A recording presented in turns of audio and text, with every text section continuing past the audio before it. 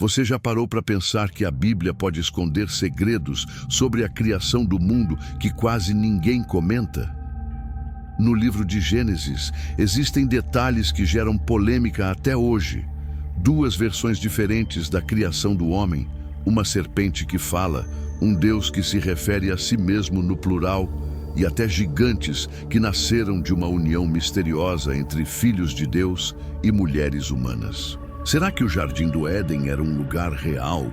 Quem eram as pessoas que Caim dizia temer se supostamente só existia a sua família? E o que significa a terra ser descrita como um caos antes mesmo de Deus organizar todas as coisas? Hoje nós vamos mergulhar na história não contada de Gênesis. Prepare-se, porque as perguntas que surgem aqui podem mudar a forma como você enxerga o início da humanidade. Em Gênesis capítulo 1, está escrito que Deus criou o homem e a mulher juntos, no sexto dia. Criou Deus o homem à sua imagem, macho e fêmea os criou. Mas logo em Gênesis 2, a narrativa parece diferente. Primeiro, Adão é formado do pó da terra, depois os animais, e só no fim Eva é criada da costela de Adão. Isso abre a primeira polêmica. Seria apenas uma repetição com mais detalhes, ou seriam duas tradições diferentes sobre a criação? Alguns estudiosos defendem que o primeiro relato fala da humanidade em geral, enquanto o segundo se concentra no casal específico que viveria no Éden. Mas existe também uma tradição fora da Bíblia que fala de uma suposta primeira mulher de Adão, Lilith. Lilith teria sido criada junto dele e depois o abandonou. Embora esse detalhe não esteja nas Escrituras, muitos associam essa diferença entre Gênesis 1 e 2 como uma pista dessa antiga tradição. Logo nas primeiras páginas da Bíblia, já encontramos esse enigma. Quantas histórias de criação existiam e qual delas ficou como a oficial? No original hebraico, o termo é tohu vabohu. Essa expressão significa literalmente caos e desolação. Não era simplesmente um espaço vazio, mas um cenário de ruína. E aqui surge outra questão. Se Deus é perfeito, por que a criação começaria em meio a um caos? Alguns ligam esse detalhe a uma guerra espiritual. Uma hipótese antiga diz que a queda de Lúcifer pode ter deixado marcas na criação, e a Terra estaria em estado de destruição por causa disso. Ou seja, Gênesis 1 pode não estar descrevendo o começo absoluto de tudo, mas a reorganização de um mundo atingido por uma batalha cósmica. Essa leitura abre espaço para muitas perguntas. Até que ponto o texto revela só o que interessa à humanidade, escondendo uma guerra anterior, travada no invisível? Quando Deus decide criar o homem, não usa o singular. Ele diz, façamos o homem à nossa imagem, conforme a nossa semelhança. Esse detalhe, o plural, gera debates até hoje. Com quem Deus estava falando? Alguns defendem que era a própria Trindade, Pai, Filho e Espírito Santo. Outros dizem que era um diálogo com os anjos, como um conselho celestial.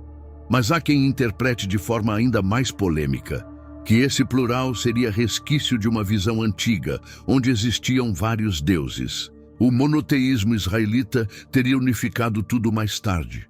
O certo é que essa palavra não está ali por acaso, e cada interpretação revela mais perguntas do que respostas. No Éden, Eva conversa com uma serpente, e o mais estranho é que a Bíblia não apresenta isso como algo impossível. Simplesmente diz que a serpente falou. Quem era essa serpente? Alguns afirmam que era apenas Satanás disfarçado. Outros defendem que era um animal possuído por uma entidade espiritual. Mas o detalhe curioso é que em muitas culturas antigas, a serpente aparece como símbolo de sabedoria e mistério. Será que a história bíblica está dialogando com tradições mais antigas, onde a serpente tinha outro papel? O fato é que Eva acredita nela, e dessa conversa nasce a queda, um dos pontos mais cruciais de toda a Bíblia. Depois de matar Abel, Caim é amaldiçoado por Deus. Ele então responde: quem me encontrar me matará.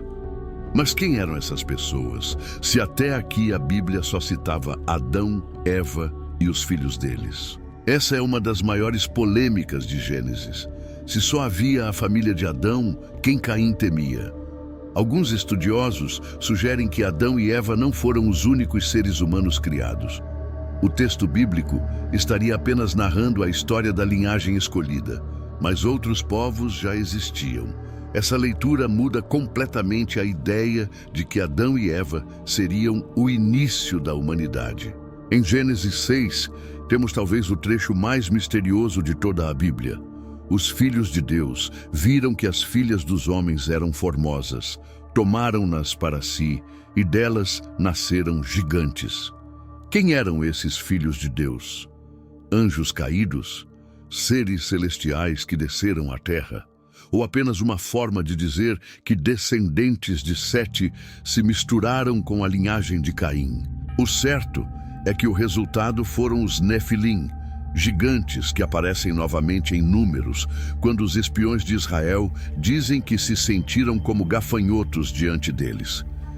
Esse ponto é tão polêmico que livros antigos, como o de Enoque, ampliam a história. Dizem que esses seres ensinaram feitiçaria, astrologia e armas aos homens. Seja qual for a leitura, o texto de Gênesis deixou um enigma que até hoje intriga. Existiram mesmo híbridos entre celestiais e humanos? O Jardim do Éden não é descrito como um lugar místico apenas. A Bíblia cita rios reais, o Tigre e o Eufrates, que existem até hoje. Isso levanta a questão: o Éden foi um lugar físico que desapareceu ou sempre foi simbólico? Alguns acreditam que o dilúvio teria destruído esse paraíso terrestre.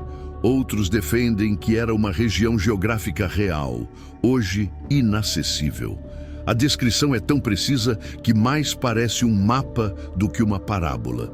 Depois de condenar Caim, Deus coloca nele uma marca para que ninguém o matasse. Mas que marca foi essa? A Bíblia não explica. Alguns dizem que era algo visível, outros acreditam que era uma proteção espiritual invisível.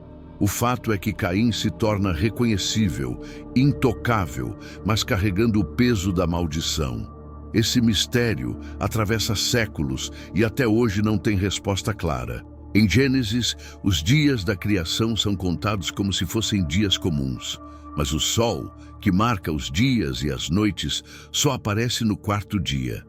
Então, como os 3 primeiros dias existiram sem sol? Isso levanta a dúvida: eram dias de 24 horas ou eras inteiras? Se forem eras, Gênesis poderia dialogar com a ciência moderna. E a ideia de um universo com bilhões de anos. Se forem dias literais, a narrativa entra em choque com a cronologia científica. Esse detalhe faz de Gênesis um texto ainda mais misterioso. Um livro que fala do tempo, mas antes mesmo da criação do tempo como conhecemos. Esses são apenas alguns dos pontos polêmicos de Gênesis. Mais do que respostas, eles levantam perguntas. Havia outros povos além de Adão e Eva? O Éden foi real ou simbólico? Quem eram os filhos de Deus e os gigantes? O que a Bíblia nos conta é apenas uma parte da história.